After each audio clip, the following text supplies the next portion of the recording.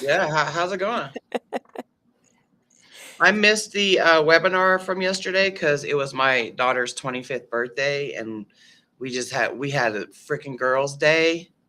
Went out to dinner, so I didn't get to I did catch like towards the end because I had to go in there and ask a question because I was reading the YouTube comment Oh, on there. yeah, yeah, Wow. yeah. So I I came mean, in very last minute and asked a question. and it's the same question or the same thing that I keep seeing Yeah. everywhere, and it's like, I don't know.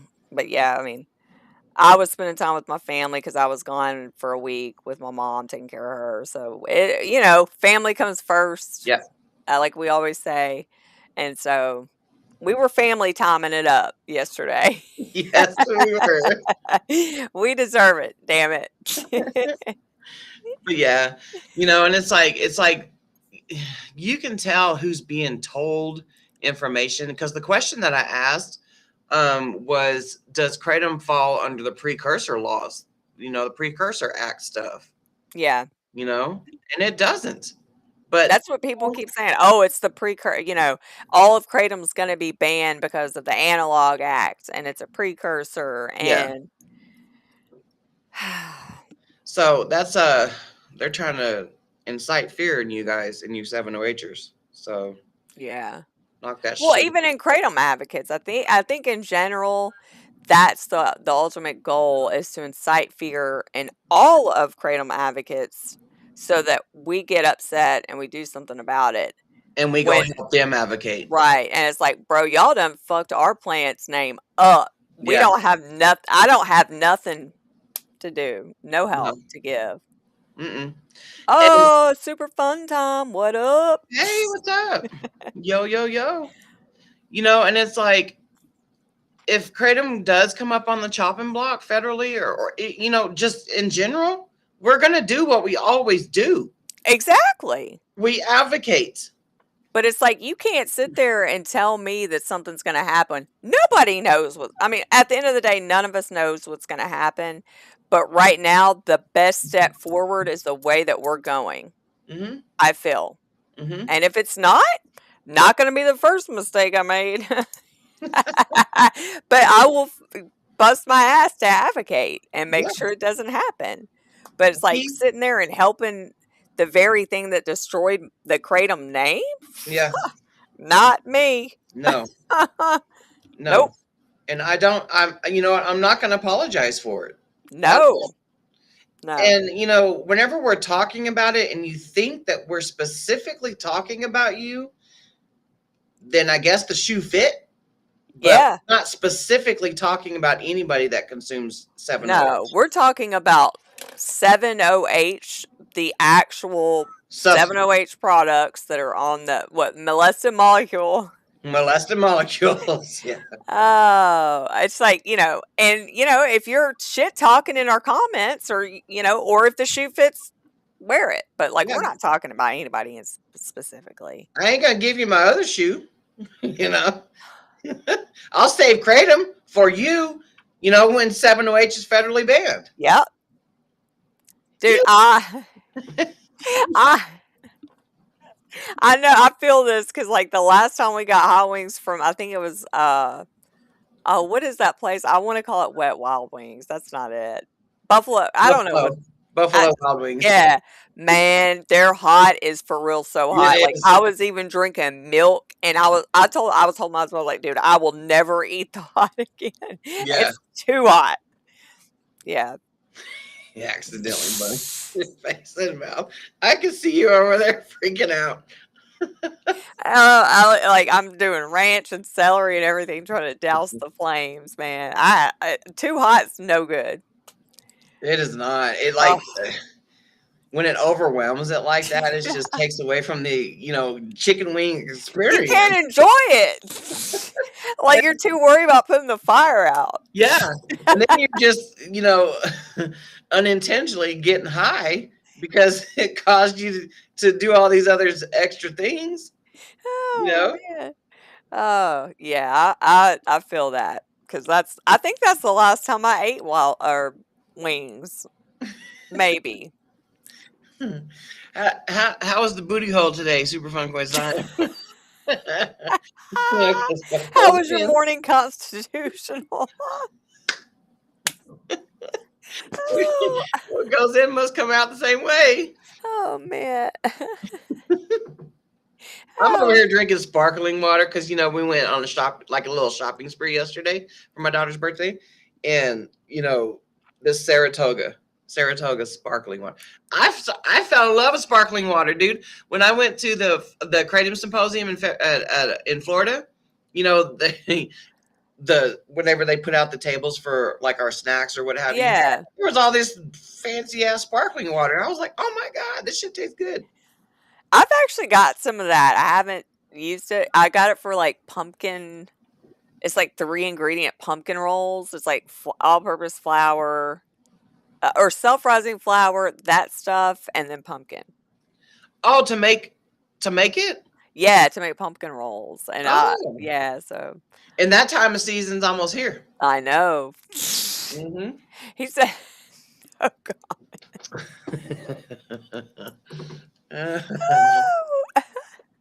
Oh, I hope you got you a bidet is all I know to say, because my husband swears by his.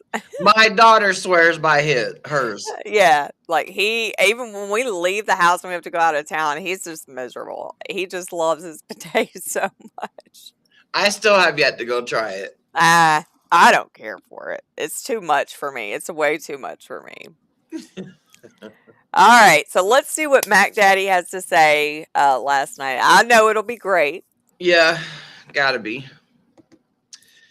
Okay. Here we go.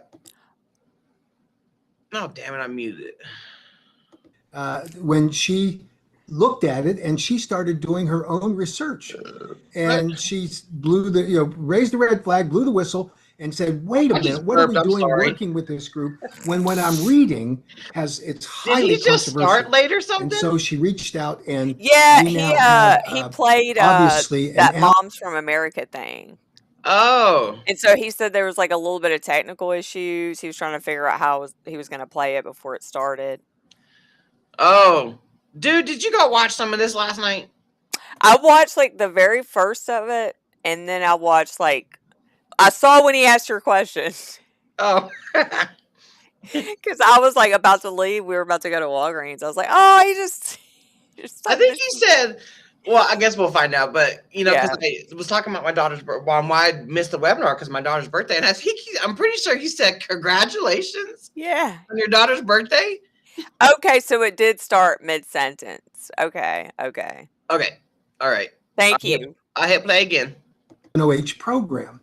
And that was fascinating when she looked at it and she started doing her own research. Oh, let me take the captions off. Raised the red flag, blew the whistle, and said, wait a minute, what are we doing working with this group when what I'm reading it's highly controversial?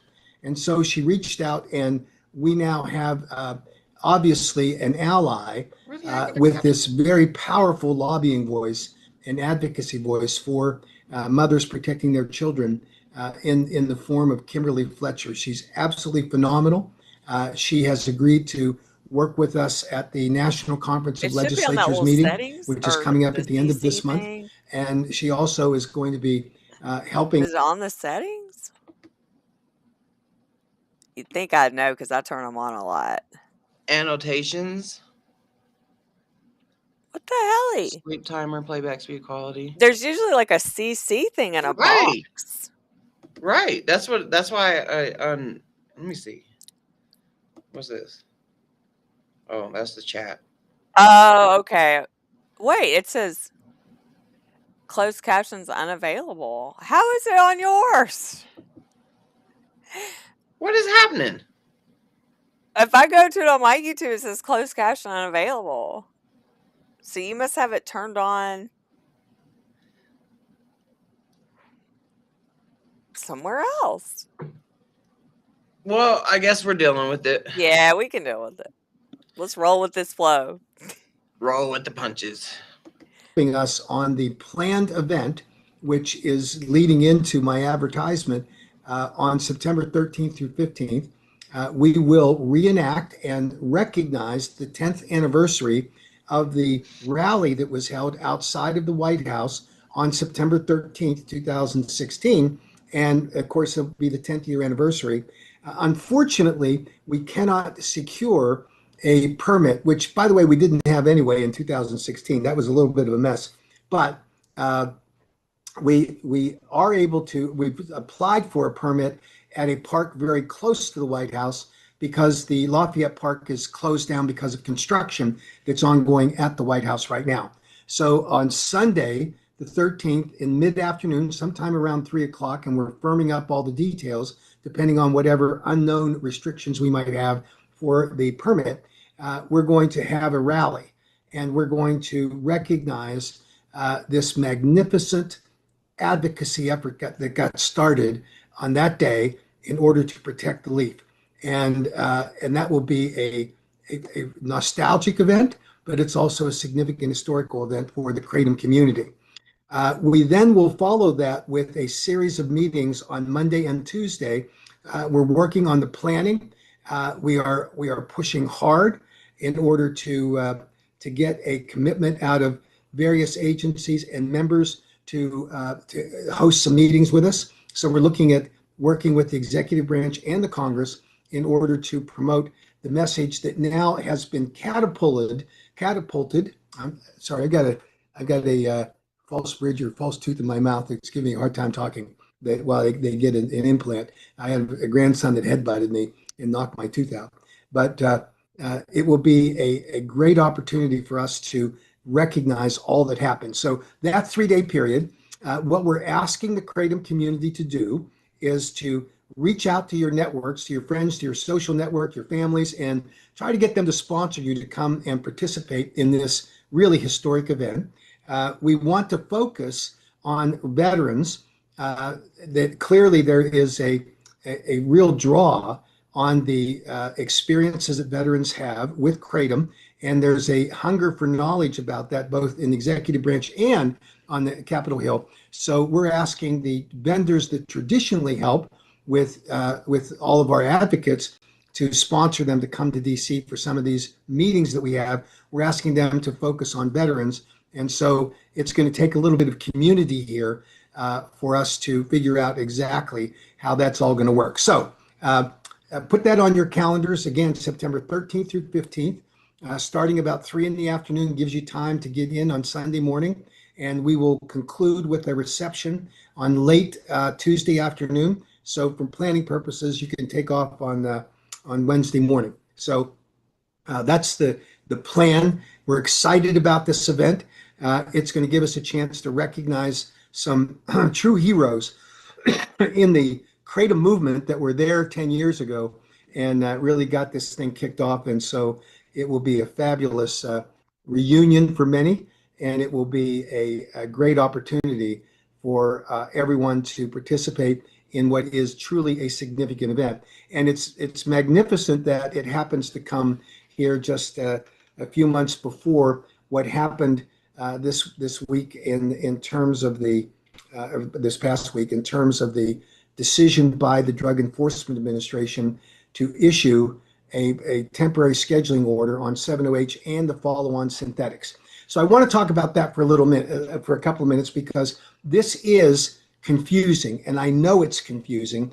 I'm going to try to sell it or explain it or to just give it some kind of texture as best I can, because a couple of things have been misinterpreted. I've seen it on the social media platforms, including the 7-OH people, and I think some of it is being deliberately mischaracterized. So here's the fact. Under the Controlled Substances Act, there are 2 options that the Drug Enforcement Administration has on any substance that is recommended by the FDA or HHS or any individual that wants to make a recommendation, all of which have to be vetted by FDA, of course, but anybody can make the recommendation. An individual citizen can. But that's where we are in terms of the FDA and HHS jointly, as everyone remembers, back on July 29th of 2025, where they sent over the recommendation for scheduling of 7-OH. In the intervening time, and it took an extraordinary amount of time, because back in 2016, the recommendation was made in March, and they had it up and running on August 31st. So the reason it took so long is because of the complexity of getting the data that's necessary, that required under the Controlled Substances Act for the 8 factors. So in this particular case, when you do temporary scheduling, you are required to do 3 factors of the 8, and those 3 factors focused on the addiction liability and the safety of the product that's on the market. And so in this particular case, temporary scheduling, 3 factors were evaluated, and the DEA decided that they were going to split them into 2 separate temporary scheduling orders. The first is for 7-OH, and they thought that they were distinctly different because of the structure of these chemical compounds. And so because one is natural, and then they take the natural leaves and they obviously chemically manipulate them to create a 7-OH opioid. The second temporary scheduling was for the chemically not manipulated but created substances, which includes the pseudodoxil and includes MGM 15 and 16. There it takes a specific chemical reaction in order to develop what does not naturally occur at the levels at which they're producing them in their finished products in the natural leaf. And specifically for MGM 15 and 16, there's an argument that it has no genetic link whatever to metrogeny. So 2 separate temporary orders, meaning that they will be in effect for 2 years.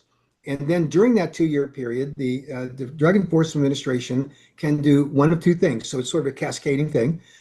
They can conclude the 8-factor analysis and go for permanent scheduling at that point, so 2 years from now. Or secondly, they could take another year. So they can officially publish in the Federal Register that they're adding another year to the evaluation.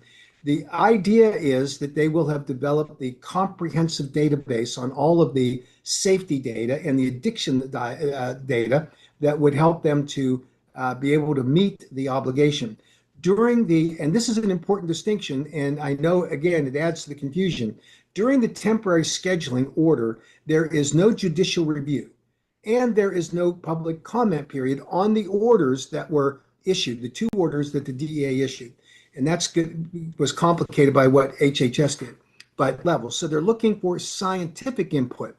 They are not looking for public comments, whether you're for or against the substances being scheduled. That ship sailed. The temporary scheduling order is going to be in place. The only question would be any scientific data that would prompt a refinement of the actual levels that are contained in the rule. That then might require a little bit of evaluation period by the DEA to determine whether any of the scientific data was gathered by the Assistant Secretary for Health that would implicate what the level should be in the planned orders. So we typically would see in 30 days the scheduling go into effect. There might be a delay on the pseudodoxil in MGM 15 and 16 to see if the levels are right. There might be an equivalent issue with respect to the order on the metrogenine, synthetically derived metrogenine in the 7-OH. So that's the lay of the land. Anyone who tells you that, oh, there's going to be, there's a way to undo this with comments. We can get 50,000 comments. That's not going to make a difference. It's if you had 50,000 independent scientists, which we know is not true, that would give input on what the specific levels should be based on scientific evidence, then they would be considered. But it's not going to be what the 7 Hope Alliance and the Heart Group are trying to make it into, trying to gin up people that are really running a fool's errand. If the Controlled Substances Act requirements that requires the 8-factor analysis, in this case 3 factors, for the addiction liability and the safety, the imminent threat to the safety of the American people, whether that holds up. So that's all that they're allowed to do, and that is not subject to judicial review. It is not subject to public comment on whether or not you're for or against it. So just that's the clarification on that. Now, the reality is, under the Federal Controlled Substances Act, and this is unfortunate, the designation of 7-OH, chemically manipulated opioids, and MGM-15 and 16 and metrogynine pseudodoxil chemically manipulated makes any person who possesses those substances subject to a felony conviction. That's what the Controlled Substances Act does. It is not a position that the American Kratom Association favors. We think that the specific requirements and the enforcement on all of these products that are designated as being controlled substances under Schedule 1 should only apply to manufacturers, distributors, and retail outlets, because we don't think that the individual consumer should be subject to that kind of onerous penalty. We will seek in our upcoming filing of our Federal Consumer Protection Act, which we were waiting for this decision to be made, we'll try to gain some relief on that provision of the Controlled Substances Act as it applies to these two substances that are now classified as Schedule 1 or will shortly be classified under the proposed orders. It's not a great situation, and we get that. It's just the circumstance that we find ourselves in because the Controlled Substances Act is designed to take these drugs off the street when they're designated as Schedule 1. And that's a fact. And I know that there is a substantial controversy in the community. I have gotten dozens of horrific letters of people who are upset and therefore think that they have the right to threaten or to curse at me and say what an awful job that the AK has done and look what it's wrought upon our heads.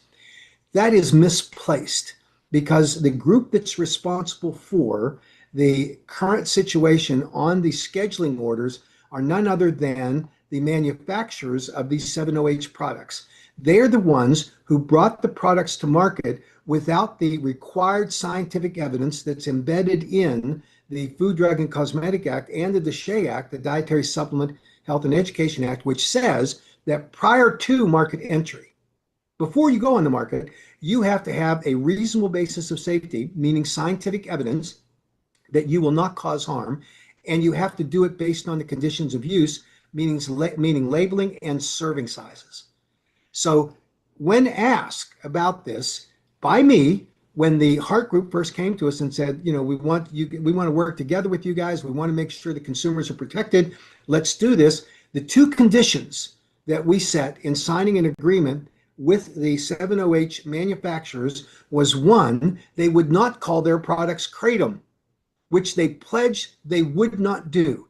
And we all know, everyone knows, that they lied because 2 months later, they were still doing it. But more importantly, the second criteria was you certify to us that you have the required safety data based on scientific evidence and data that allows you to enter the marketplace under the serving sizes that you designate because you've proven it with science.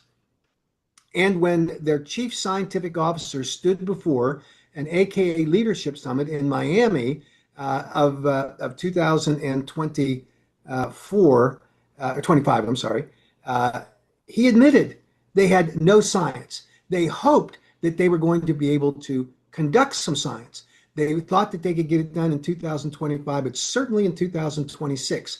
So in other words, when they sat and looked me in the eye and signed on the dotted line on an agreement, they lied on both counts. They misrepresented what the truth of the matter was, and it was exposed by their chief scientific officer. And then in a recent news interview, when Vince Sanders, who is the lead supporter of HART, was asked the question by the reporter saying, is it true that you didn't have any scientific evidence? And he admitted, he said, no, we didn't. Of course, that was easy because his own scientific officer said there wasn't. And he said, but we are allowing the consumer evidence based on purchases of our products and the lack of adverse events to be our safety data. First, that's illegal. Second, you cannot justify under any scheme that you would use the consumers of your product as guinea pigs. And today they try to tout the fact in their view that, Kratom, the 7-OH hasn't killed anyone. And that's contradicted by the evidence and data gathered by the FDA, affirmed by HHS, and now, based on the evaluation of DEA, confirming it. They have significant evidence of addiction liability and deaths. Now, there is an argument, and it's one I'm very familiar with, that when someone dies and they have 7-OH in their system, they may also have some other opioid products. Understood. The distinction between natural kratom, where there is evidence of a tox screen that tests positive for kratom, but was not the cause of the death. The 7-OH people are trying to steal that same argument. The same way that they tried to say that 7-OH is kratom. They still say it's natural kratom. It is a bald-faced lie. They know it, but they're doing it in order to desperately hold on to the market share of the people that were deceived along the way. And those letters that I'm getting are heart-wrenching.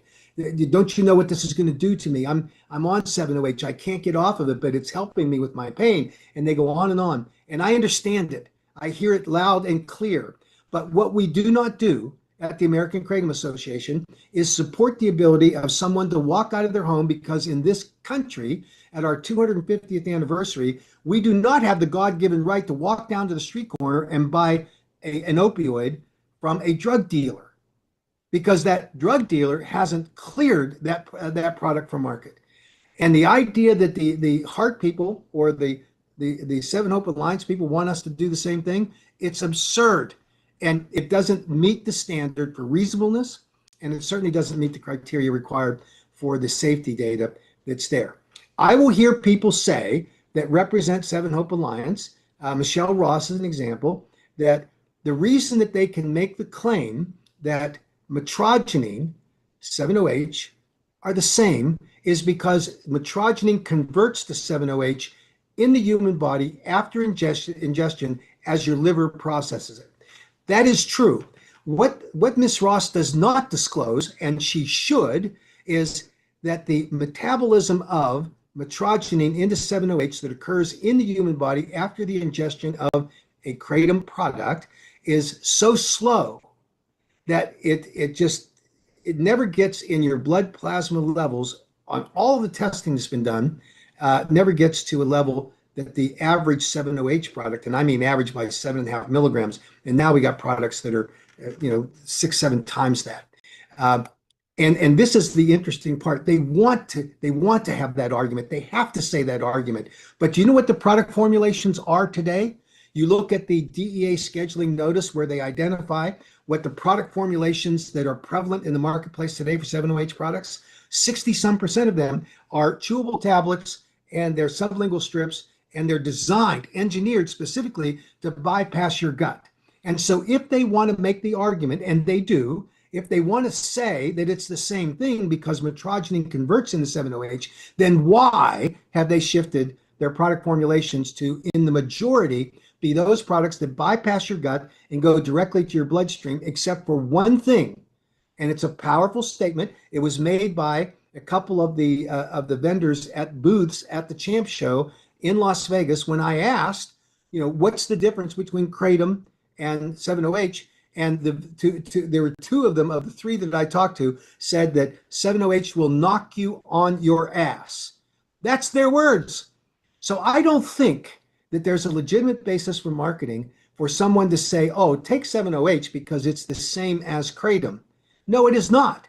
And for them to have said that is flatly wrong. And it is a lesson that Vince Sanders learned when the Attorney General of the state of Missouri landed on him for a charge of deceptive practices in marketing. And it's a strong law. And he had to sign an agreement that he would no longer manufacture or sell his 7-OH products in the state of Missouri. Too bad, sadly, that it's just one state.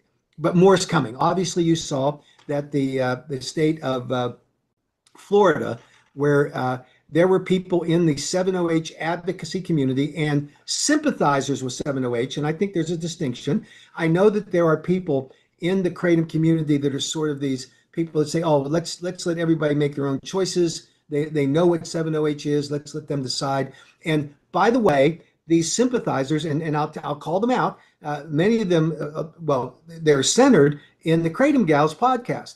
They were saying this. They're saying we don't use, some of them were saying we don't use 7-OH personally. We just don't think we should dictate what they're taking, with ignoring the fact that 7-OH was dragging the kratom consumers into the abyss, where there would be bans on all kratom, and we've already seen it because state legislatures, up until the decision by the DEA, couldn't tell the difference. And we have bans today in Tennessee, where the Tennessee Bureau of Investigations officer sat at the witness table and told the legislature he couldn't tell the difference.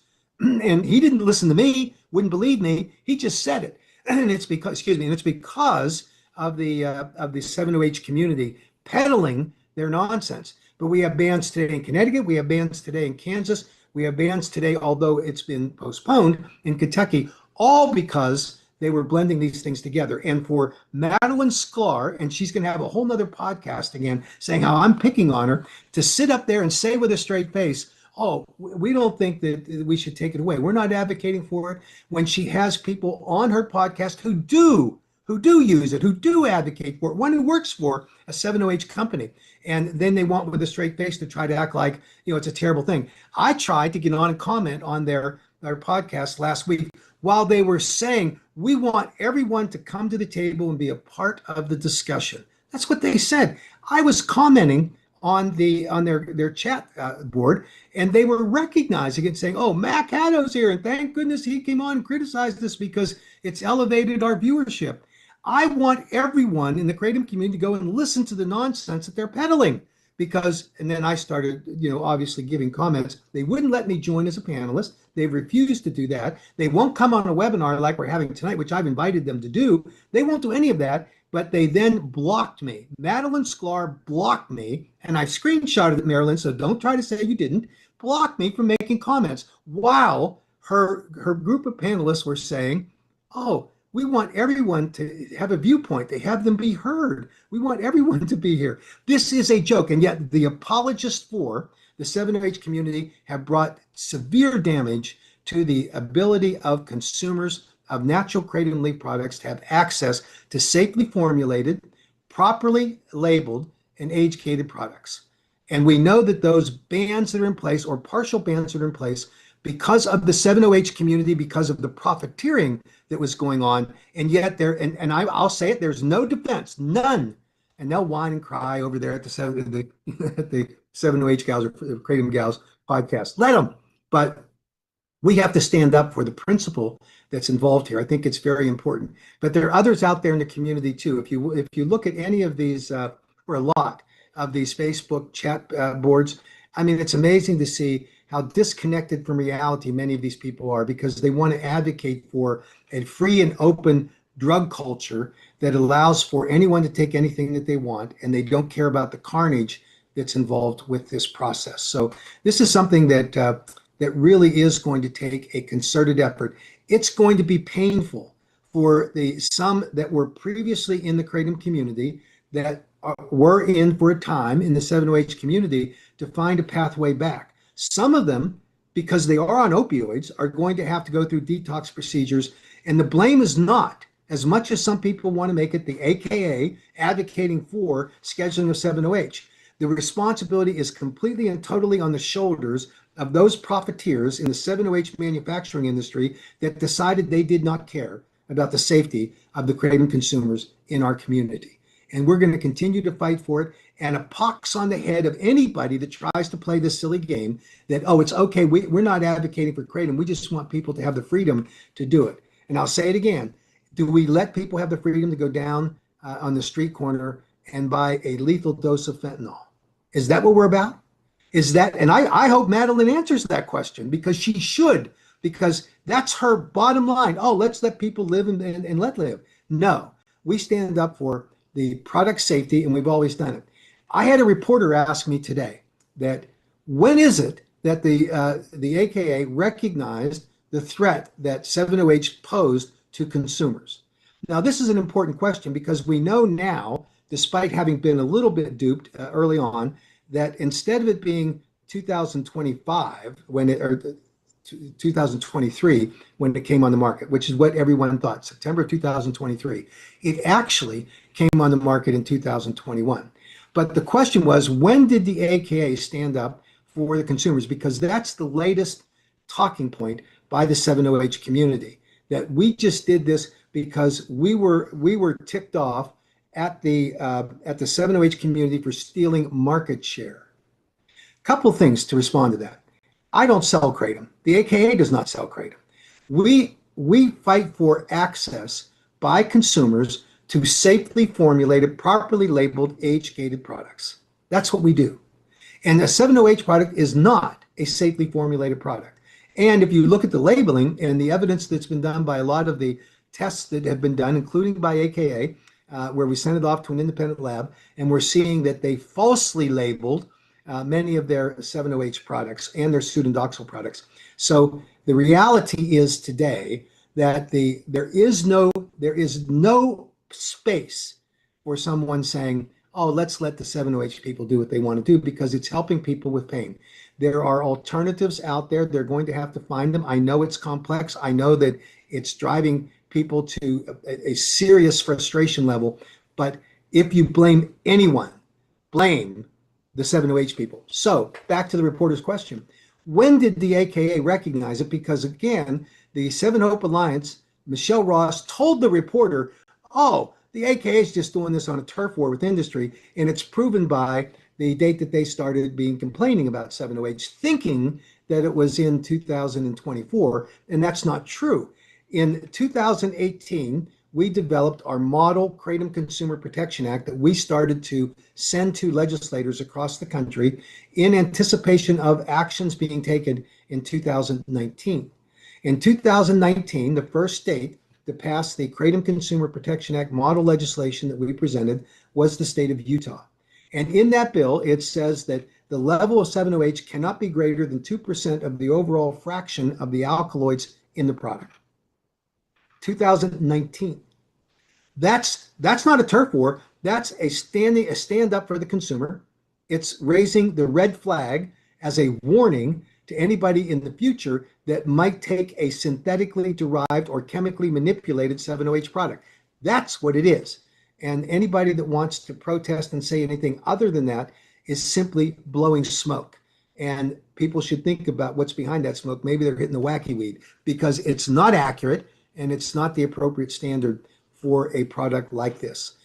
So this current status, just to encapsulate all of this, is that the DEA rule for two substances, in one case, chemically manipulated 7-OH opioids, second, looking at the metrogynine pseudodoxil and the MGM 15 and 16 products, two separate rules, both with the same outcome. They will be scheduled in at least in 30 days. There you can look for the final Federal Register notice. There may be a little bit of delay based on scientific input that's provided to the Assistant Secretary for Health at the Department of Health and Human Services. And we'll certainly be providing scientific evidence that we're aware of to help them understand what the thresholds of safety are, and any adjustments that may need to be made for the product definitions and limits in the two rules that were published in the Federal Register by the DEA can appropriately be adjusted based on the science that's provided. It is a fool's errand. It is a lie. It is another misrepresentation by the 7-OH community to lead anyone in their community to believe that they can submit a comment and that's going to make a difference. Now, I have heard from someone whom I actually like, he's in the 7-OH community, and he called me up and he said, we can do the same thing that you did in 2016. I said, I don't think so. He goes, what's different? Well, that's a great question. Number one, what's different is that the scientific understanding of natural kratom leaf products and 7-OH and the threat it provides, along with the other chemical manipulations of pseudodoxil and MGM 15 and 16, are well documented, where in 2016 there was not as firm an understanding of all of this. You had in 2016 FDA Commissioner Gottlieb making the demonstrably false claim that kratom was an opioid, simply because it actually was a partial agonist to the mu opioid receptors. We know that that's not the criteria that should be used, nor is it an appropriate criteria to classify. But FDA Commissioner Gottlieb was bought in to what his senior policy advisors were telling him, that kratom is an opioid. And it's not. And it's been proven not. It's not legally, it's not by chemistry, and it's certainly not in terms of the utilization that people use to the kratom leaf. It doesn't have the same signature effects that the true opioids have. So the scientific understanding, which was articulated by the FDA commissioner, by the HHS secretary, and in the documents that are published in the Federal Register by the Drug Enforcement Administration, all of which say that the focus is not on natural leaf kratom products. If there was scientific evidence, for example, if there were legitimate autopsy findings and tox screens that implicated the natural kratom leaf product itself in any of the reports made by medical examiners, coroners, by medical professionals, or by families to the FDA adverse event reporting system, where they evaluate every single report, every single one, and they evaluate whether there are clusters of deaths that are associated with the use of two or more substances together, or if one substance is causing the death. And in all of that evaluation that's been done over the past 5 to 6 years with reported so-called adverse events, and all of these, by the way, include every single death that you hear talked about in state legislative hearings, in Board of Pharmacy hearings, and in local government hearings from the kratom danger awareness people. Every single one of those autopsy and medical examiner reports are in that FAERS database and subject to evaluation by the FDA. And if they were what these families are saying as proof that natural kratom leaf kills people, then you would have seen a dramatically different recommendation from the FDA. It's not true. So they have to live with that. They have to find their pathway. And I've said it over and over again, and I will repeat it here. I do not doubt the sincerity of a family member who believes what the medical examiner or coroner told them. I don't. We can't begrudge that to them. But when they choose to then go and say, hey, this is what the medical examiner coroner told me, without being willing to subject it to an independent forensics evaluation, then there's a problem. And the kratom danger awareness people publicly told all of their members, Wendy Chamberlain put up on her social media post by someone in her group, said, do not share your autopsies or tox screens, because they will just abuse it. They'll misinterpret it. We would send it to an independent forensic toxicologist. We have done it. We have seen that the examples that were provided in Idaho by a so-called kratom death were not true by independent forensic evaluations. We know the Matt Davenport law in Tennessee was not accurate, and that we can prove it, that it was actually a much more complicated and death caused by other substances. And we saw that to be true in CJ's law. And the biggest one, because it's bigger only because of the efforts of the mother, who Patty Wheeler, who believes that her son died of an overdose of kratom. She reported that the medical examiner confirmed to her that her son had ingested massive amounts of metrogene immediately prior to his death, which she believes led to a seizure and his death. I get it. She believes that. When I met Patty Wheeler, she told me that. She said the medical examiner in this case had confirmed to her all of what I just told you, and that she was making a documentary which was designed only to ask for regulations on kratom products. She just wanted, and she said specifically, I do not want to take away natural kratom leaf products from anyone who believes it's helping them. That's what she said. She wanted her documentary to be informative, to be a call to action where there needed to be more focus on this, and we appreciated that. I participated in her documentary. Haven't had a chance to see it yet because it's not been accepted by any mainstream platform that will adopt it. But she said that the medical examiner told her all of that. When we saw the tox screen, and it says that metrogene was indeed tested positive. It had a number of other substances that tested positive as well, with an important distinction between those other drugs or substances and naturally kratom, metrogene. And that was Metrogene was non-quantifiable, and the other substances were. So it is impossible for there to have been a massive amount of metrogene that was consumed immediately prior to the death of Wyatt Wheeler. That's just a fact. Again, I feel great sympathy and empathy for the mother. But she stood on the floor of the Utah State Senate next to Senator Mike McKell, who, in a series of deceptive statements, introduced her and then said that she was there in order to promote the bill that, which at the time he introduced her, was a ban bill.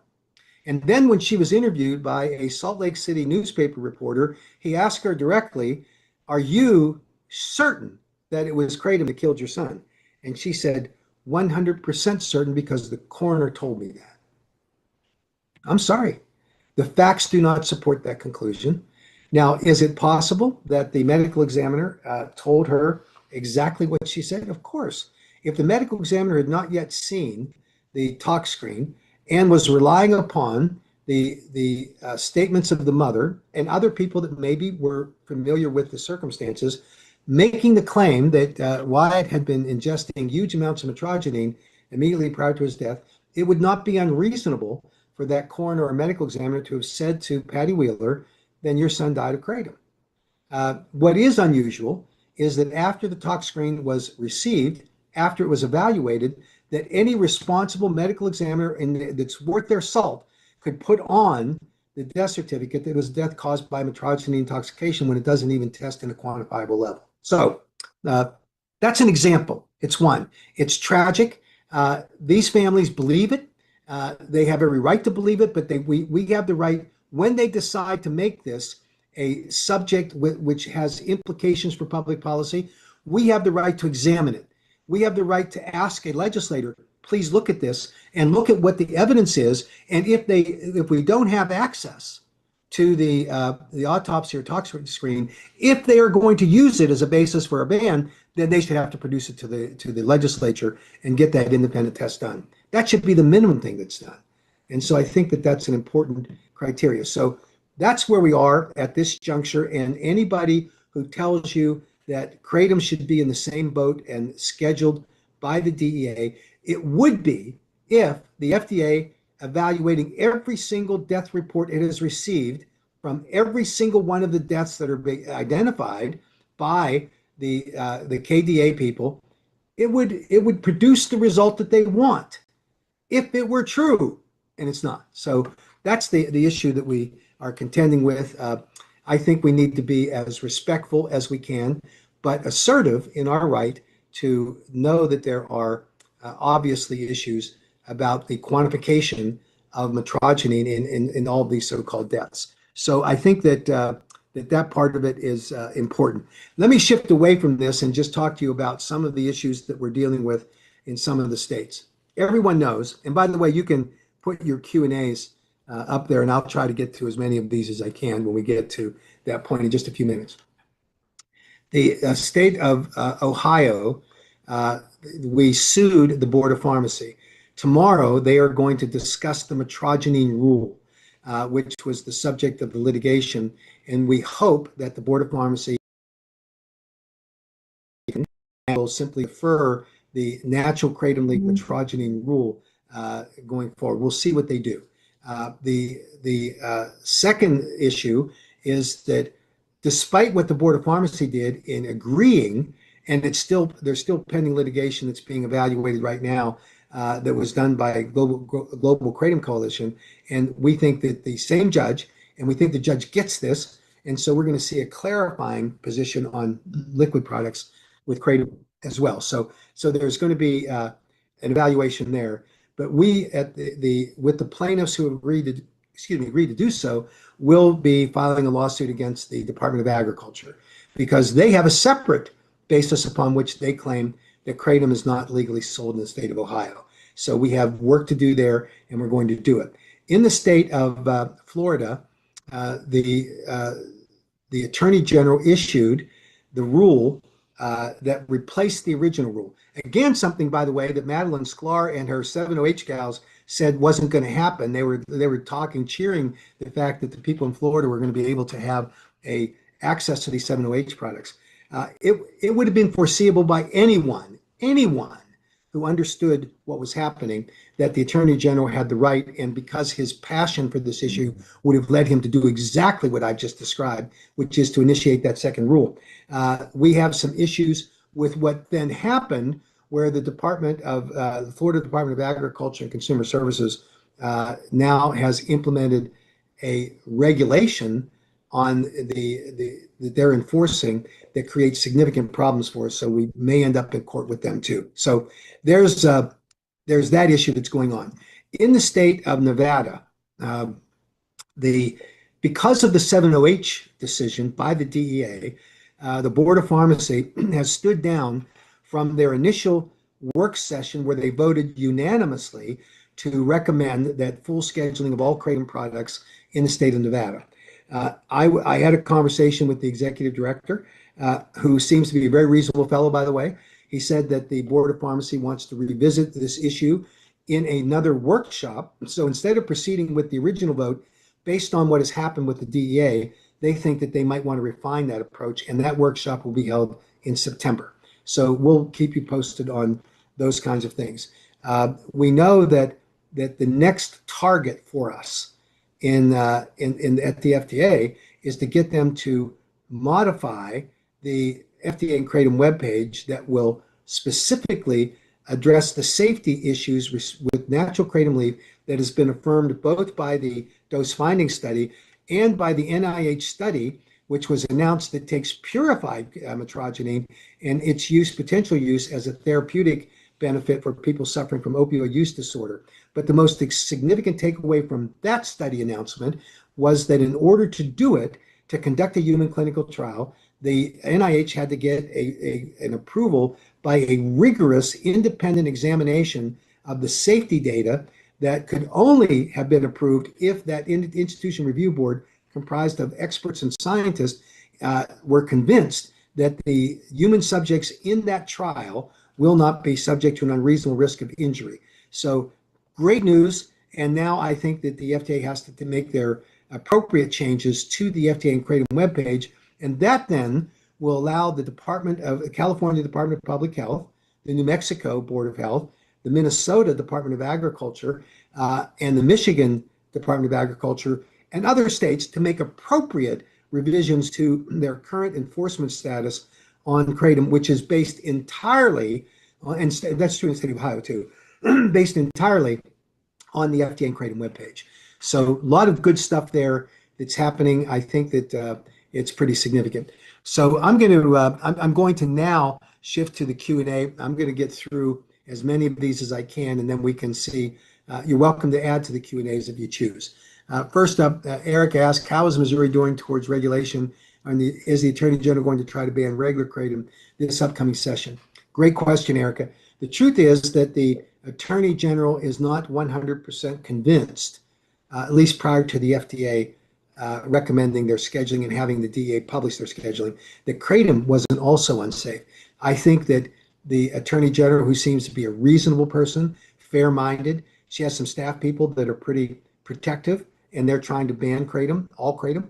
I think that we're going to be able to win the day with science, and that should be what dictates it.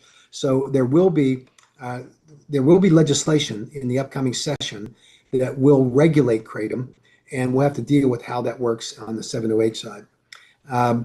Nick asked, how is the plan going forward with California now that AB 1088 is dead? Well, a couple things. One is that AB 1088 could be called Lazarus. It's possible it could come back. Unlikely, but possible. But certainly there has to be some action in California.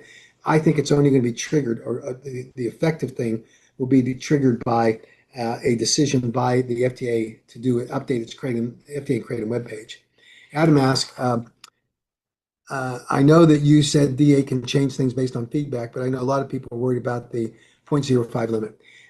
Scientific input will decide this, not the comments of the average kratom consumer who wants to keep 7-OH or not, and it's not going to be impacted by that. You will not see us at the AK advocate for comments being made to the Department of Health Assistant Secretary of Health, unless it's scientific information, which we're going to obviously do. Rand asks, do you have any leads on states with whole leaf bans in place or states with the verge of banning that will change course now? Absolutely. We've already had these discussions. We're starting to open up more. We have a meeting in Chicago at the end of this month. It's the annual summit meeting for legislators from across the country at the National Conference of State Legislatures. And we have a learning hub there. Kimberly Fletcher is going to be there. And so from Moms for America.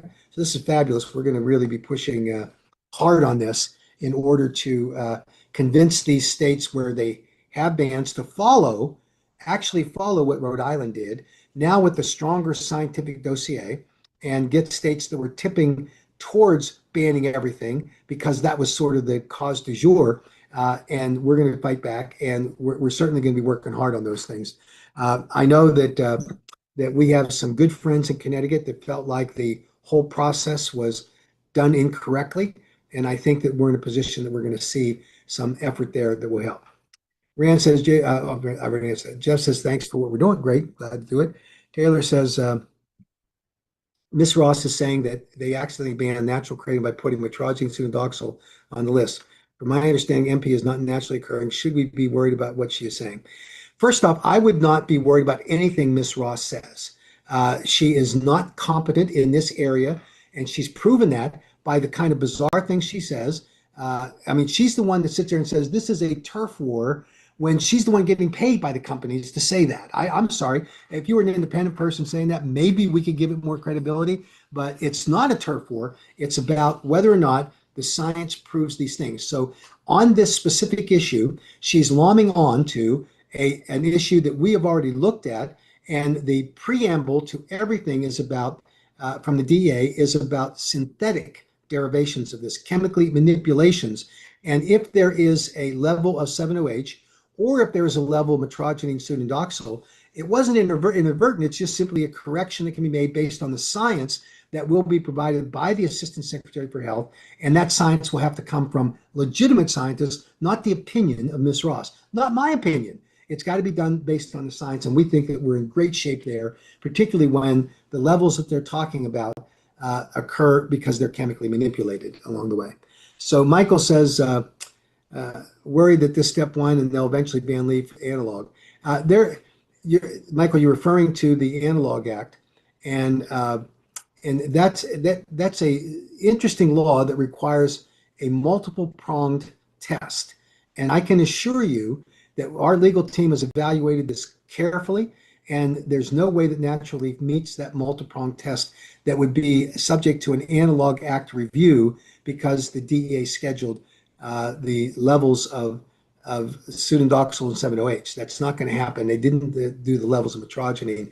I understand the problem, and there's certainly not going to be any evaluation that's credible with the fact that metrogene converts into either trace amounts of 7-OH or pseudodoxil. So that we're not really going to worry about these things.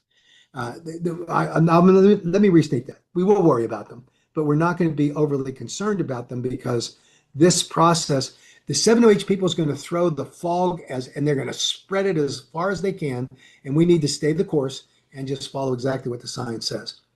Adam says, what exactly will the federal KCPA do? So what it will do is establish a clear direction to the FDA about how they can actually they can review kratom products, natural kratom leaf products, and allow them to be on the market. And it will be a specific regulatory framework that doesn't get complicated by all of the arguments made by the dietary supplement industry about how kratom and the DSHEA Act don't really match up very well. That's probably true, but essentially it's going to be requiring the FDA to enact specific regulations that will allow the states to understand what's safe and what's not safe in the levels of 7-OH. The naturally kratom products that are there and what the prohibited levels of 7-OH. One thing I hope we can do, I can't say we can, I hope we can modify the possession penalty on 7-OH consumers. And I think statutorily, the Congress has the authority to do it. I hope they will do it. I know when we had the discussions back in 2016 with Senator Booker's, Senator Gillibrand, Senator Wyden's office, it was all about that issue that they didn't want to criminalize individual consumers that would lead to arrests and all of the other problems associated with that. So we're going to be fighting hard if we can on that provision as well. JT asks, will Kratom leaf be harder to get or too expensive since retailers may have more issues selling it due to the 7-OH ban? Retailers will have no problem selling natural Kratom leaf. The bigger problem, I think, in the supply chain is really coming out of Indonesia, where under the pretense, and I call it advisedly, I think, in my opinion, it's a pretense of the Indonesian government to establish stricter regulatory standards on the quality and wholesomeness of the metrogene leaf products, that what they're actually doing is manipulating the supply chain in order to increase prices. So in other words, they're using their quota system there to restrict the amount that can be sold, driving up the prices because of supply and demand. I think that's anti-competitive. I don't like it. I think that the good news on the horizon here, and it's in the very near horizon, is that Thailand has established very strict quality controls and wholesomeness controls that naturally exceed FDA requirements, and they are going to increase their supply so that they can compete with Indonesia, and that will drive the prices down. That is my opinion about what the more significant problem is that's going on.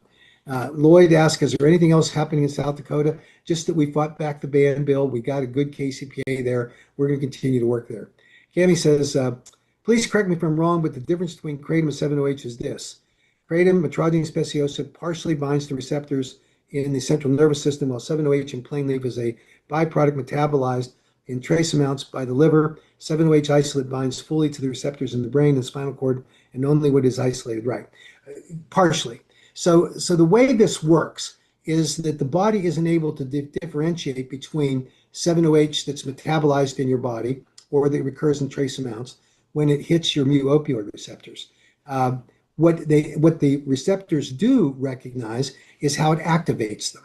And the activation then determines where, as a partial agonist, natural Kratom leaf is going to go. And it goes to, along with the trace amounts of 7-OH, it goes to the sector of the brain that provides a little mood elevation, probably because of 7-OH. And it has the analgesic or pain relief effects that we know are the signature of metrogene. And none of that occurs at the sector of the brain that gives you a euphoric high like 7-OH does, or it goes to your respiratory system. But the important thing about, and this is fascinating stuff as you learn the science of it, when you activate that receptor, when 7-OH does it in the normal levels of trace amounts of 7-OH, metrogene actually competes for the activation with the 7-OH, which probably accounts for why the metrogene is effective in treating pain as well. So it competes for the binding affinity to the mu opioid receptors. Fascinating stuff, and we're learning more and more about this all the time. But Cami, you're partially right. The other part that probably is not correct is that the byproduct that you're talking about, the trace amounts in the liver, is not very significant. It's not like 7-OH products that are concentrated, synthesized, and they are full-blown opioids, and they have all of the opioid activity that's signature to opioids, meaning you get the euphoric high, it goes to your respiratory system, which accounts for the adverse events that they're observing, and that they justified the scheduling recommendation. Matt, okay, you aren't being honest. Kratom has been in contention way before 7-OH. I don't know what that means. The AK was formed to protect it and advocate because the public was scared of Kratom. You should be more transparent. Kratom is also in danger. So Matt, you were wrong. You were wrong on multiple levels. And I know you've drunk the Kool-Aid, or the 7-OH as it may be, and you want this to be true, and it's not. The fact of the matter is that 7-OH did not enter the marketplace until 2021 as an isolated product. There was no competition in 2018 and 19 when we were trying to raise the red flag about the levels of 7-OH that should be in a product. And our main concern, frankly, was what we were seeing out of Indonesia. And so we wanted to make sure that there wasn't some kind of manipulation going over there. We didn't know that the trouble was on our own shores. And so, Matt, you can be a 7OH advocate. You should go back over to the 7OH webinar that they're holding, where they're crying towels out, and they're going to tell you to go and provide comments to HHS, because they won't listen either, by the way, because that's not the purpose of all of that. But I'm sad that you were duped. I'm sad that you believe this. But let me tell you something that's true. Kratom can only be in danger if the science demonstrates that it meets the 8 factors. You can make up whatever you want, and Miss Ross can sit there and chatter all she wants. The truth is that this is driven by a specific criteria that's embedded in the Controlled Substances Act. That's it. And you can whine all you want, but it's the science that will drive this. And the FDA, who was a strong critic of kratom, who believed that it was dangerous, now says that it's not, that it meets the criteria for safety factors, that's well tolerated at all dose levels. So peddle your nonsense somewhere else, because you're wrong. And I don't mean to be so harsh, except I've seen you on these other social media platforms, and I see that you don't care about the truth. You're only interested in espousing this propaganda and nonsense about the 7OH products. Gary says, so is it just a dosing issue with 7OH? The drug laws, Controlled Substances Act, is completely unconstitutional and has created a more dangerous environment for all of society. This is a simple statistical fact. If any bothers to look at the data, education and regulation is the only safe way forward. Banning substances and making them illegal does nothing for the public safety. It only serves to deny people their liberty. Happy debate with anyone. So Gary, you can debate it. I don't care. Your premise is incorrect. It's foundationally unscientific. It is driven by emotion. I get it. I get the argument, by the way, that you should have the freedom to do whatever you want. So why don't we outfit everyone with a fentanyl pill and let them get down to the drug corner and buy it? Why don't we do that? Are you in favor of that, Gary? I don't think you are. I think you just want to make this false equivalency argument, and say that prohibition has never worked. I understand that argument too, which is why we're willing to say that the individual consumer should not be subject to a penalty for possession.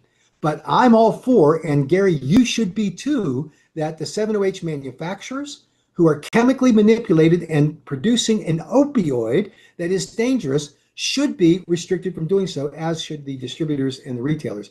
And Gary, if you're not in favor of that position, then you need to go back to the 7OH community, talk to obviously to your friends over there. Rihanna says, thank you so much. There's a couple of other businesses that is really affecting as well. And I think we really need that quickly, because it seems to be getting worse. We don't know the best way to get through to officials that are against kratom in New Mexico. We're working hard to try to convince them. The threshold issue, Rihanna, is going to be getting the FDA to change the FDA and kratom webpage. Michael says, warned that this is step one and they'll eventually ban leaf in the analog. I've already answered that. It's not going to happen. They're also saying the mitragynous pseudo ban affects leaf because of what we consume leaf in our body metabolism, the pseudo. Again, the focus by the DEA in their preamble language, which qualifies what they were doing, is all about the chemically manipulated levels, not the naturally occurring levels. We are going to obviously ask that the Assistant Secretary for Health look at the science on this, and I think we're going to be fine, as we have been on the trace amounts of 7OH. Michael says, I've already answered that one. Jamie says, can you explain the natural levels of 7OH in kratom leaf powder? Looking at my package of kratom, and it shows a number with a ppm on the end. Jamie, this is one of the challenges that we worked initially with the Attorney General in Florida about what the parts per million should be.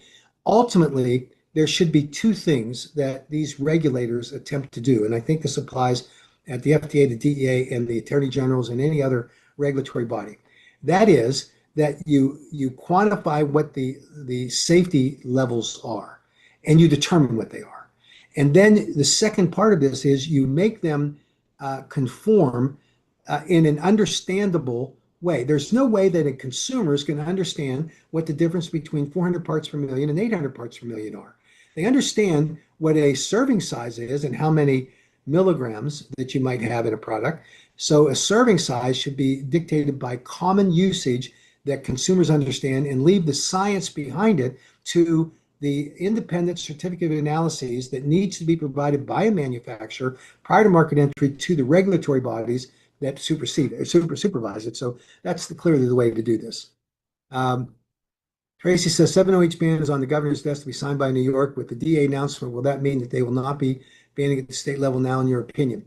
So great question, Tracy, because there, in some states, there is an automatic adoption of the federal standard for any substance that is scheduled. Some states don't do that. What is true, no matter what the state does, that it is a federal ban, and that if someone is apprehended in the commission of any crime or is found to be in possession, unfortunately, of 7OH after this ban, it'll be a federal offense, chargeable, and the states are going to have to catch up. And so part of our focus in next year's legislative sessions will be in those states where there needs to be an affirmation of the federal scheduling of 7OH and MGM 1516 and Suboxone, that we do it, and that for those states that automatically adopt it, that we do what we can to put enforcement mechanisms in place, because without enforcement, it really doesn't mean anything. So we're thinking that the governor will likely sign that.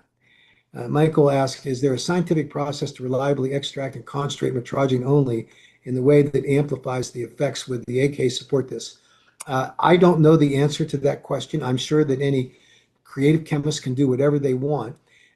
Here's what our position is on the concentration of a kratom extract. The only solvents that should be used to extract a metrogene natural leaf product is FDA-approved food-grade solvents, which limit the potency of the finished product. Some of those extracts, by the way, reduce the amount of metrogenine in the product. So that's the only standard that we're going to adopt, and we will only support that, and we will not support a creative scientific process that extracts concentrated metrogenine, because we've reported over 130 companies to the FDA that have done just that, or at least have concentrated them using unapproved solvents. And we think that those, both the marketing and the formulations, are wrong and shouldn't do that. I've just answered whether we think manipulation is wrong. We do. I realize there are some products in the market that attempt this already, but without regulation. And thank you for your support of natural kratom and the scheduling. So, Michael, I think I've answered the questions. We're not going to, it's not a free-for-all. It's not the Wild West. Got to be formulated correctly. Rachel says, are you saying contacting our state, Michigan, Ohio, is not beneficial anymore because they only want scientific evidence? What I was saying, Rachel, and I'll clarify this in case I missed it, there's no need to comment on the Department of Health and Human Services Assistant Secretary for Health asking for public comment on what the levels should be in the 2 rules that were proposed by the DEA. That's it. In terms of contacting people at the Board of Pharmacy or the Department of Agriculture or the legislature in Ohio, Michigan, absolutely do it. In Michigan, by the way, you had Speaker Hall, who stood up and made his case with Patty Wheeler, with him, next to him, in this impassioned plea to ban kratom, and they passed a ban. The speaker ramrodded that through. The Senate did not see it that way, and in the end, Speaker Hall made a big deal and said, this is my #1 priority on the budget, and tried to use the kratom ban issue as a lever to get the budget, as a way of holding up the budget, and that ultimately failed. So we will continue to alert consumers about the advocacy efforts where we need help. I know sometimes it can be fatiguing, but we need your help, and so please respond when you can. Crystal says that for Ohio, the Board of Pharmacy website indicates natural kratom in its vegetative form, i.e. dried leaf or powdered, is legal to sell and possess. How is this related to what you're saying about some sort of rules?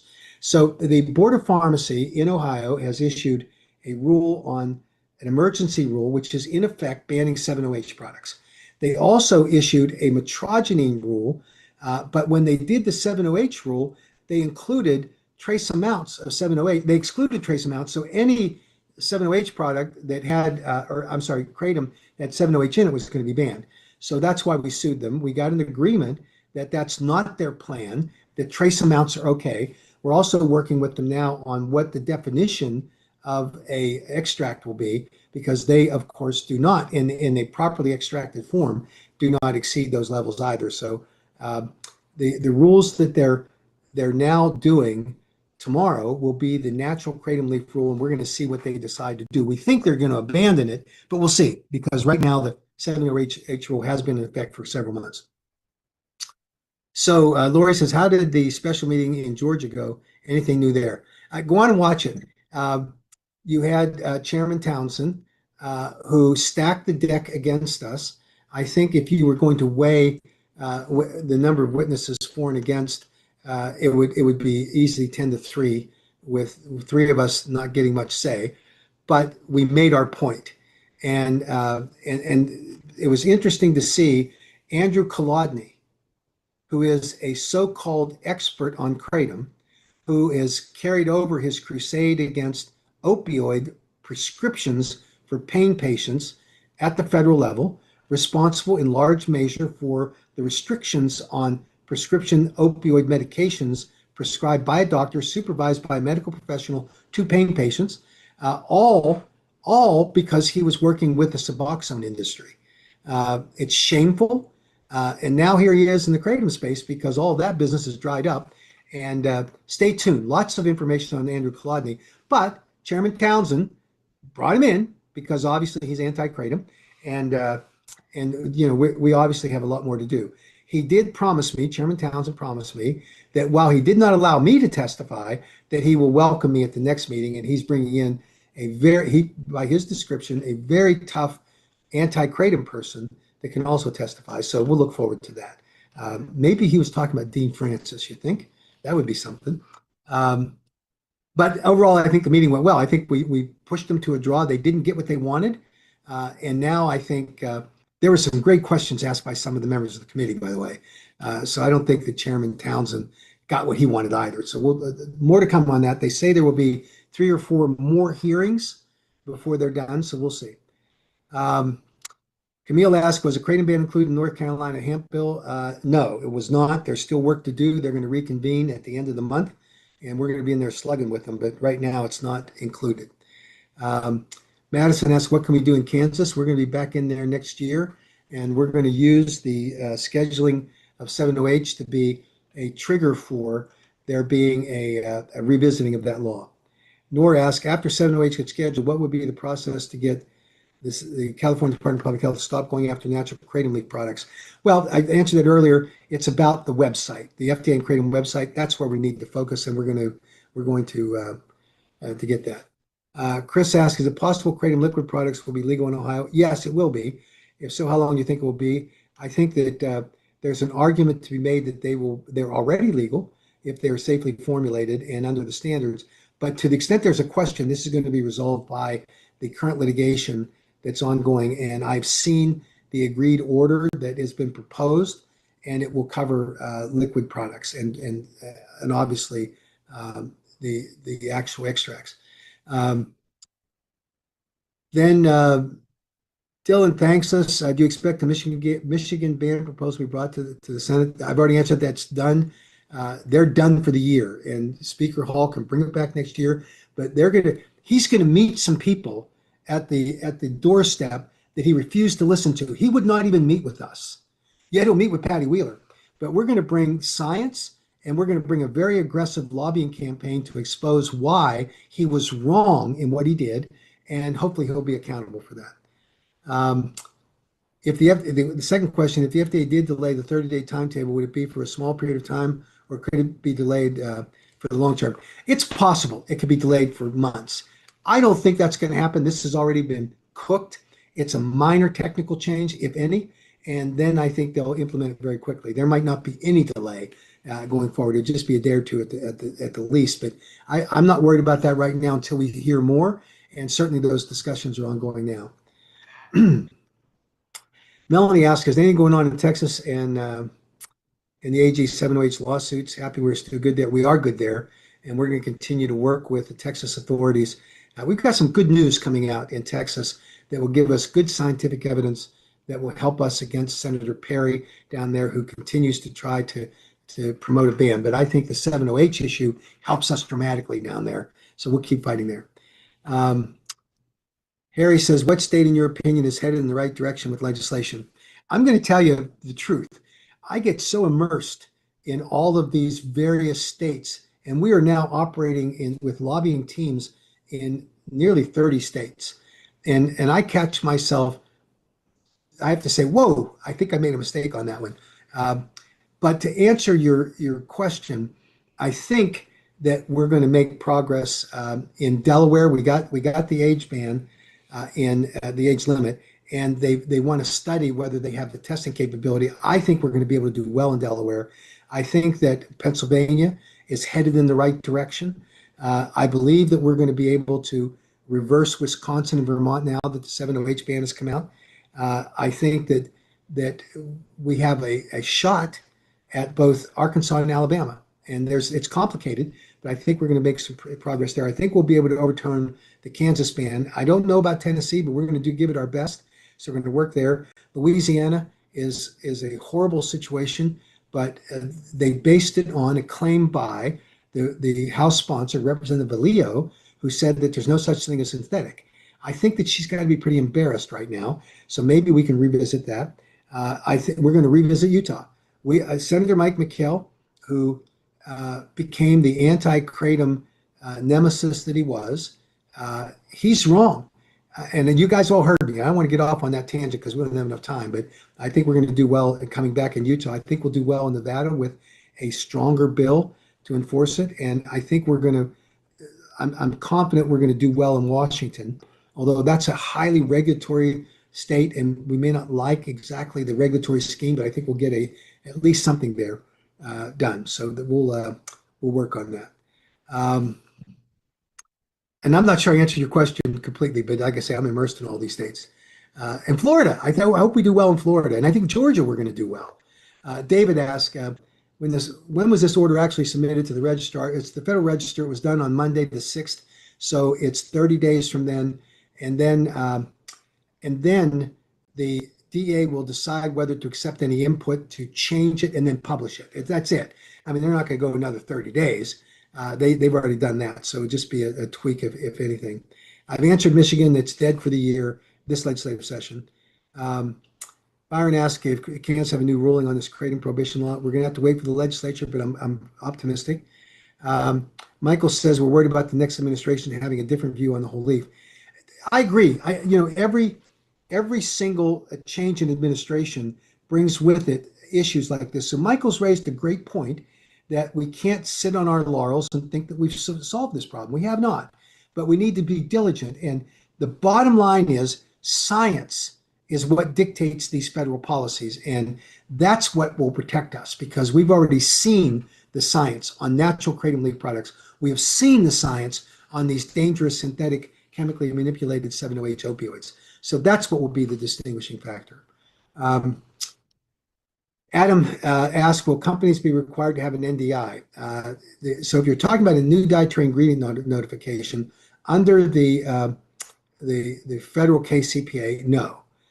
If that's what you're asking, we're going to have a pathway that allows for the regulation of kratom, all kratom products, in different categories for extracts versus naturally kratom products.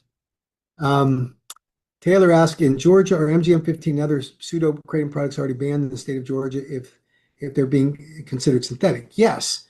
The problem is, and it took the utter gall of Chairman Townsend to sit and say in the hearing that the problem was the lack of enforcement. He said it. I almost fell off my chair.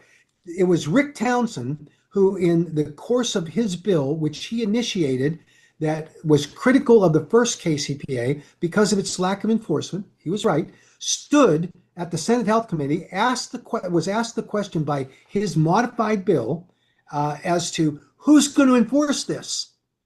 And he stood there dumbfounded. And it took Matt Wetherington to walk up and whisper in his ear. And there's a famous picture of him putting his hand over his mouth and whispering to Chairman Townsend the answer. And the answer was the weakest of answers imaginable. Oh, local law enforcement will do that. How in the world can a local law enforcement officer in the state of Georgia walk into a convenience store, see a 7-OH product, and know what it is, other than by the name, right? There needed to be an enforcement agency, and we fought for that. And it was Rick Townsend who defeated it because he wanted to ban kratom, because that's what Matt Wetherington, the trial attorney, told him to do. He is the representative of the Matt Wetherington law firm. Now I know he represents some region out in the eastern part of Georgia, but they should forget about that, because he really represents the trial attorneys when it comes to kratom. Got my blood pressure up. Those products are already banned, and it's easy. Turn them into the AG, and I think you'll see enforcement action. David asked, and to add to that, does federal supersede current 7-OH bans in these few states, Florida, or will those become moot? Some states, as I mentioned earlier, automatically accept the federal standard on any scheduling. Other states have to affirm them, but they're always federally illegal, and the states can add to it. There'll be a state provision as well. So Nicholas asked about Kansas. I've already answered that. We're going to be back in there fighting hard. Glenn asked, with regard to the FDA Kratom webpage, he had wrote the FDA regarding his personal story, which is deeply compelling, and asked why it hasn't been changed. They sent him a beautiful reply from the head pharmacist. She also said they didn't have enough evidence to say it's safe for the liver, and so on. And I think that there's good scientific evidence, despite what their career staff are now saying, that's going to be the driver for this change. But Glenn, thank you for writing the FDA. Thank you for your continued efforts in advocating for it. Very significant. Kenneth says you're more than willing to state your opinion when you are stating science. I try to make the difference. I think science dictates, and I can have an opinion about something, but it's like the law. I can have an opinion about the law, but the way it is. Teresa says, how would you describe the scientific difference between the two and to a kindergartner? You've lost me on your explanation. The difference between 7-OH is that it's very dangerous, and natural kratom leaf is not. That's the difference with kindergartner. But no kindergartner should be exposed to kratom. It's not responsible.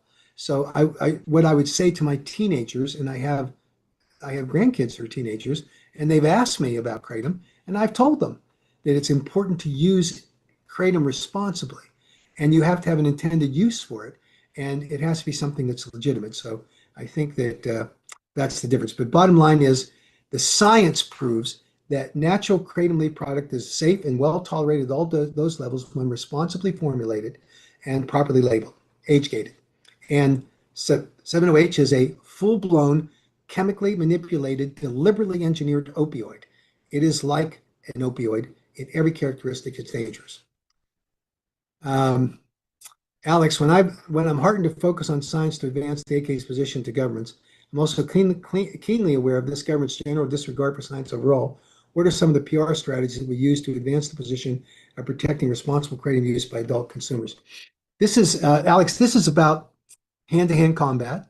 I tell people all the time something that my father-in-law told me before he passed away, and he was a World War II veteran. He said, he gave me advice. He said, when you get into battle, he said, pick the kind of warriors you want in your foxhole. And that's really the challenge for us, to make sure that we have people that are committed to the same things that we're committed to. Good science, safely formulated products, properly labeled, and age-gated. And I think that's the important thing. So we're going to continue. There are companies and other groups that are involved heavily in this space. We appreciate their help, their support, for their advocacy. They're fantastic in promoting this.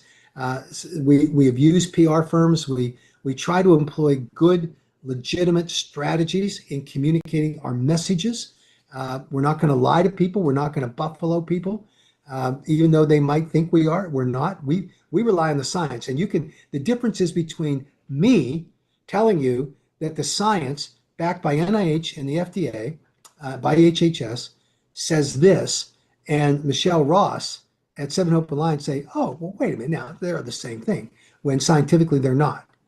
And for her to suggest that is crazy. For her to say that 7-OH and kratom are the same because the liver creates 7-OH, and then to act like it's 7-OH products. It's not true. So I think that's the distinction. You have to stand there and you have to evaluate it.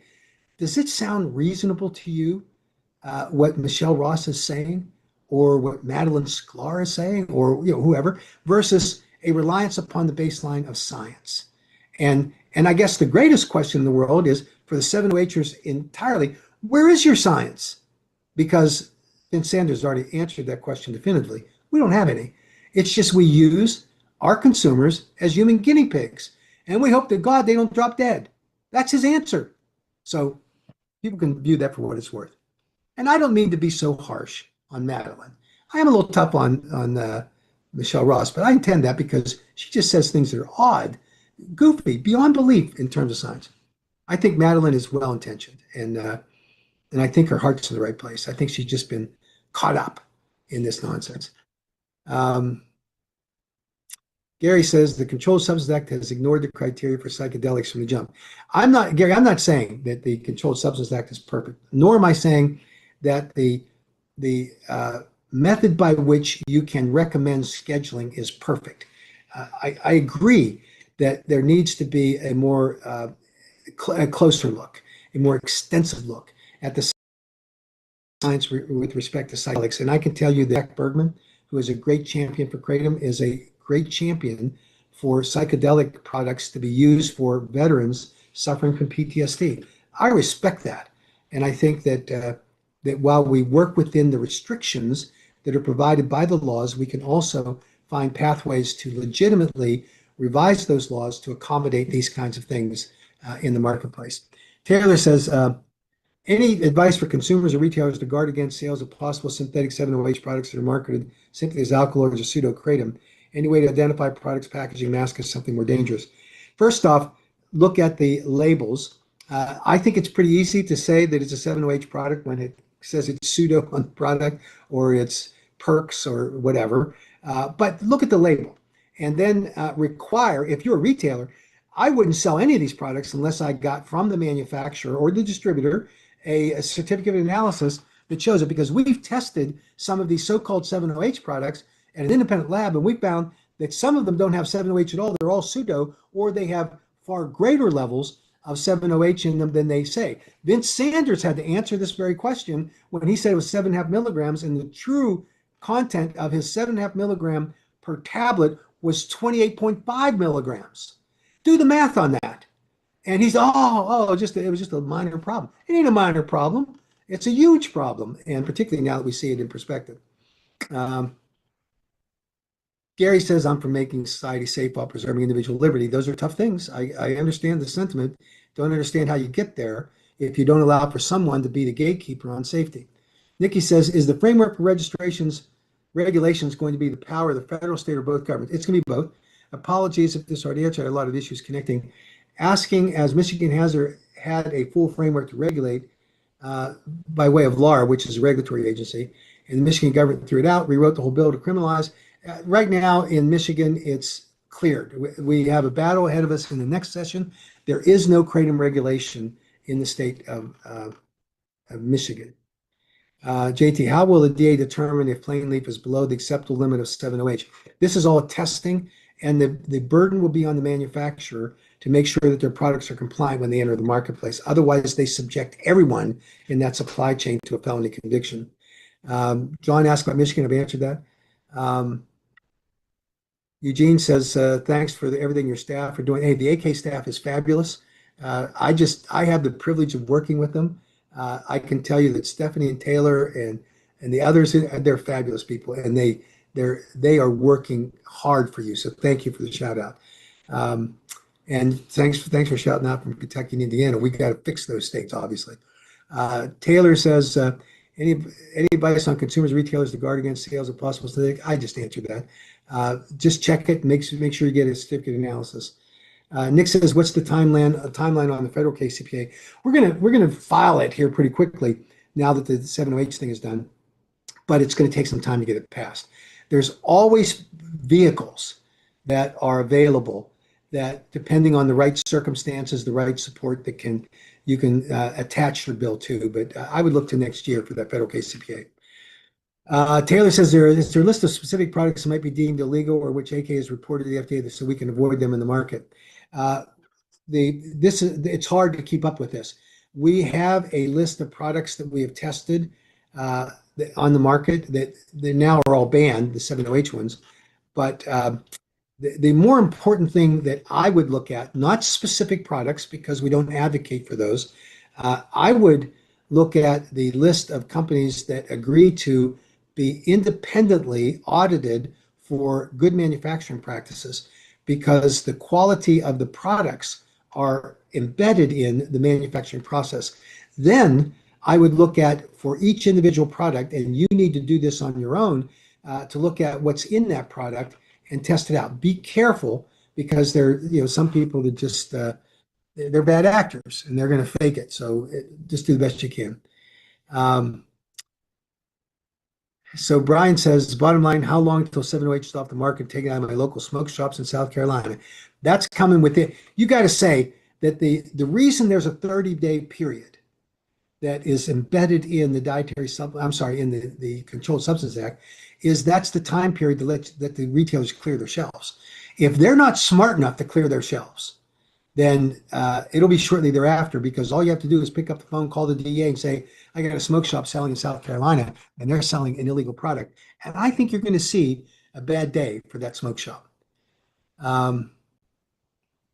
Tyler says, can we just ban that Andrew guy?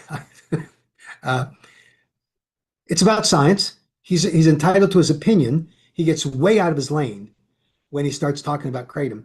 And I'll give you an example. He stood before the Suffolk County legislature and he started talking about the import alert, which he has no qualifications to do. And so he's way out of his lane on that. But then he proceeded to tell him, he said, I'm not an expert there. Then he told him what he thought was true, and it's not. He's wrong. But more importantly, he told me personally, and he's told others who corroborated the same thing, that every patient he's seeing since he went back into the practice of treating patients has come in with a kratom addiction. That's what he says.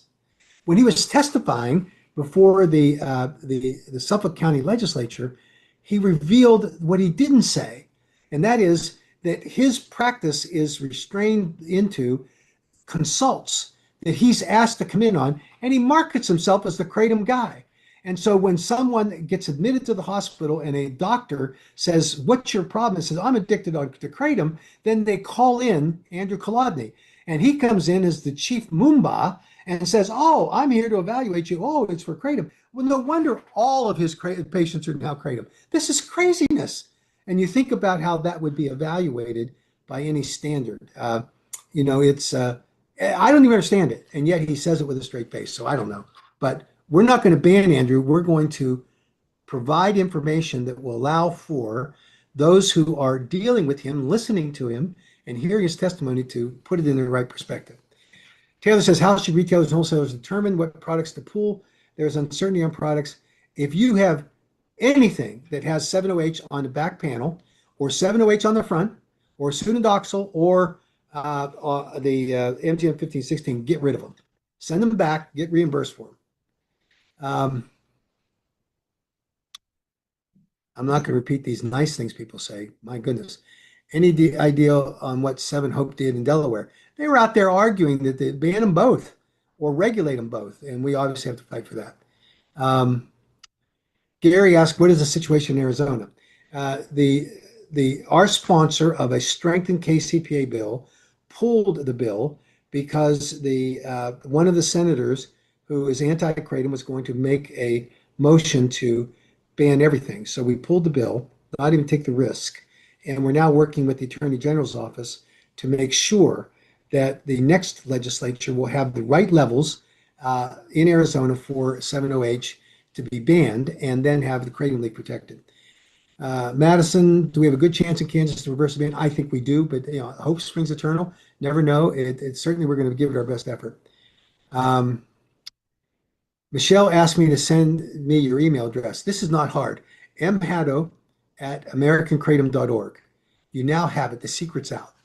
So Michelle, please email me. And I would be, she's going to recommend something for my tooth replacement. I got a temporary right here, and they're ready to put the implant in. So love to hear from you. Thank you, Michelle, for any help I can get. Obviously, I'm an old guy and I'm falling apart and I need the help. Stephen says, are we concerned about vindictive 708 advocates trying to get Kratom banned out of spite, or they're believing the warped argument that the products are the same some of their spokespeople have said? Of course. And now we've got to, Stephen, the right messaging now is science. Not my opinion, not the opinion of Michelle Ross or Vince Sanders or anyone else in the 708 community. It's about science, and we're going to rely on that and push as hard as we can.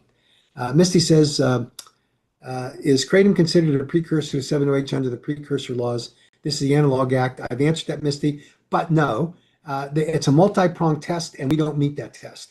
And so I think we'll be safe. I'm not saying that you can't file litigation, and maybe the 708 people will try that, but it doesn't mean they'll be successful because it all comes down to the science. And congratulations on your daughter's birthday dinner. Cami says, could the AK get lawyers to enforce a deeper investigation concerning autopsy reports, results, or requests to view? These are driven by state laws. We ask for every report that we get of a death, and depending on the state, we can get them or we can't. And so we're in a battle right now in Illinois where the state law doesn't protect these autopsies, but we've got a couple local coroners who are protecting them, and we think illegally so. So we are engaged in battles at these local levels. We are trying to get every single autopsy we can where the designation is made by the medical examiner that this was a kratom death. We're going to do everything we can in order to get that done. Angela asked, thank you for the reference beside the HHS site. Where also can we see that the FDA is shifting its take on natural kratom? What else do we know to support the FDA could be changing the wording soon? Well, you look at the DEA's scheduling notice where they acknowledge that natural kratom leaf product is not subject to this ban. Look at the HHS and FDA press release saying that natural kratom leaf is not subject to it. And we're waiting for the FDA and kratom webpage to catch up to that. Adam says, do I think that manufacturers are just going to come out with new replacement products? Yes, of course they will. They'll tweak it. They're profiteers. It's going to be whack-a-mole for a while, but they'll never be able to capture the marketplace the way they did by deceiving people and saying this is naturally kratom. We're going to be standing at the gate, making sure that doesn't happen. Carol asked, are kratom products legally required to list 708 quantities, even trace quantities on the supplement facts? Yes, they have to list whether the actual quantity or if it's undetectable, they have to say less than certain, whatever the quantifiable level is. Might be 0.3% or something like that. And you absolutely, he asked, should we advise people to toss a product because 708 is listed on the back? You can go try to get a refund, but you're not going to get that. Toss it. It's an illegal product and it's a dangerous product. So Taylor says, I saw some people threatening to make 708 at home from legal kratom to flood the black market after this ban takes effect in hopes to drag kratom down with it. Do you think that would be a real threat or just internet talk? I got myself in trouble when I said in an interview with the Tampa Bay Times, I think it was, where I made the point when the similar kind of question was asked, well, what if, and hypothetical was offered. And I said at the time that you can't legislate stupid. Now, it wasn't my best moment because the critics glommed onto that and have mocked me for saying it. And I'll restate it. You can't legislate the misbehavior or the lack of common sense by people. And so do I think that people will try to make 708 at home and then flood the black market calling it kratom? Yes, that's possible. But we're going to be alert to it. Hopefully it's just going to be just internet talk because they'll move on to something else. And let them do that rather than what we're doing here, trying to fight this battle. But I think it's a real problem. Adam says, do you recommend nutritional facts or supplement facts for kratom? I know there isn't a perfect answer. There's not. And that's why you have to consult your attorney because I can't give you legal advice, and that's a legal question. But thanks for asking. It is a complicated answer. Rob says, since 708 can be made from leaf, does that pose a risk down the road for us? There are virtually any number of products that can be made from the natural kratom leaf plant or natural cocoa plants or natural coffee plants. This is just what happens. And the real restraint is going to be on the risk factor that a manufacturer or distributor takes. And now that we've clearly defined what natural kratom leaf is as opposed to synthetically derived ones. So I think we just have to be alert, be vigilant in doing it. And it is a risk, but we'll have to continue to confront it. Brian says, clarify the listing of 708 parts per million content for natural kratom leaf products and extracts in Florida. So under the new law or rule, it went to 1,000 parts per million. But we need to do some work on that rule, and we're in discussions right now, as you know, Brian. So let's over the next couple of days talk about this in the context of the litigation that we're preparing, and probably we have to file there in Florida to get clarity on this. But complicated issue. But right now, I'm pretty sure they went to 1,000 parts per million. But we'll talk about that. Anyway, that's it. I think that's all the questions. Let me just close the loop here. A couple of important things. Remember, September 13th to 15th, as many people as we can get there. It's going to be a fabulous event. It's going to be a celebration of a 10th year anniversary of what we did, the miracle that happened in DC. It's going to be focused on substantive meetings with the executive branch agencies and the Congress. So we need you there. We want to have everybody engaged in this process over the next 30 days. Stay tuned for any advice we give in terms of what may be required for us to do. We still got some states in play, but support us in any way you can. If you're in the Chicago area, maybe you could come to the NCSL Learning Hub thing, talk to us, and we'll see if we can get you in for that. We are committed to continuing and pursuing this journey that we started 10 years ago, and that is to protect consumer access to responsibly used, safely formulated, properly labeled, and age-gated products. And that's the goal. We are going to do everything we can in order to protect your access to those safely formulated products. So thanks to everyone. We hope you had a great 4th. Go look at the endcratenmisinformation.org. I've been doing a series of videos. If you haven't seen them, you need to watch them. They're filled with a lot of, I think, good information. The most recent one I did talked about the mistakes that were made by medical examiners and coroners starting in 2009 with the forensic pathologist in Sweden and continuing all the way to today, where you get mistakes that are made by these medical professionals. And I highlight all that. That would be great for you in terms of being able to follow on in discussions that you might have with these local officials. The AKA is absolutely committed to protecting consumer access. And if you get a chance, you need to give a shout out to Stephanie Taylor, to the staff. It's staylor at americankratom.org, and thank her. And she can pass on the thanks to the rest of the staff, because we have a small but very dedicated staff to doing everything we can in order to protect you and the naturally products being available in the marketplace. So thanks, everyone. Thanks for being here. This will be posted, assuming that it got recorded properly. And